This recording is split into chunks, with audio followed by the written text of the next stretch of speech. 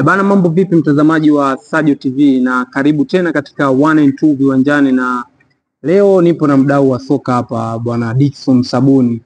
Bwana Dickson, mambo vipi? Poa poa. Good kabisa. Safi. Leo nataka tuongelee kuhusiana na ligi kuu ya Tanzania bara, NBC Premier League imemalizika na Young Africans ni mabingwa tena, wamechukua ubingwa mbele ya mtani wao Simba Sports.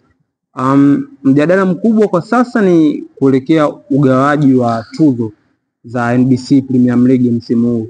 Nataka nisikie maoni yako, ni wachezaji gani ambao wanastahili kuchukua tuzo?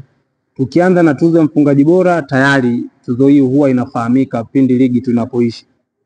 Mfungaji bora ni Jean Charles Ahoua.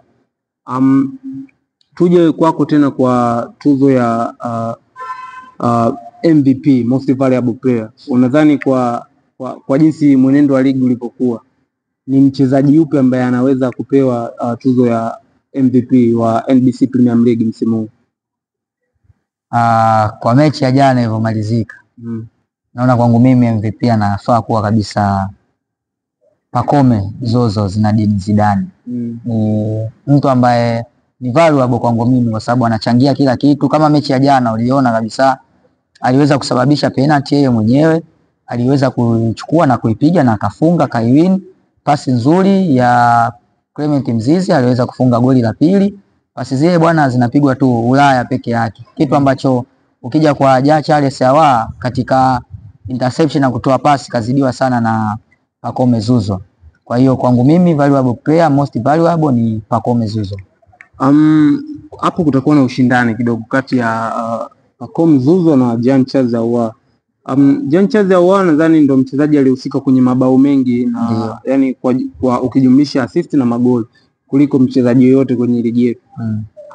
Auzani kwamba hiyo inaweza ikamnyanyua kwa kiasi fulani, au ni kipi hasa ambacho Pacome Zozo anamzidi Jean Charles Ahoua?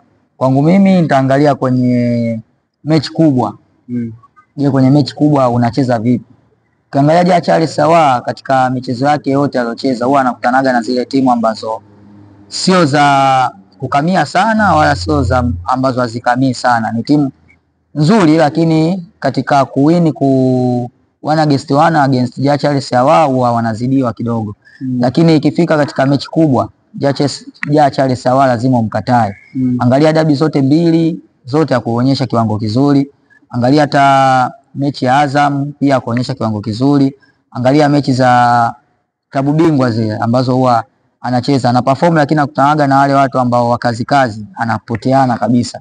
Lakini kwangu mimi ni Pacome. Hata ukiangalia Pacome katika mechi kubwa huwa anaonekana. Alionekana katika mechi ya CR Belouizdad, alionekana katika mechi ya ugenini ya Jose Mourinho, kuna kitu alichangia kikubwa mpaka Yanga kupata goli. Kwa hiyo kwangu mimi naona anafaa kabisa Pacome Zozo. Sawa. Na kiungo bora na beki bora, nadhani ni wachezaji gani ambao wanaweza kaibuka na tuzo hiyo? Kiungo bora hapo pagumu sana. Kiungo bora anaweza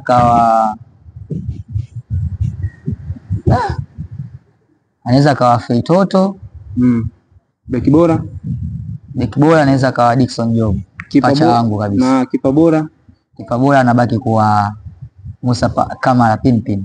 Asante sana. Asante. Naam, mtazamaji wa Sajo TV, hayo yalikuwa ni maoni ya mdau wa soka Dickson Sabuni kuhusiana na tuzo za NBC Premier League, ni wachezaji gani ambao huenda wakapata tuzo.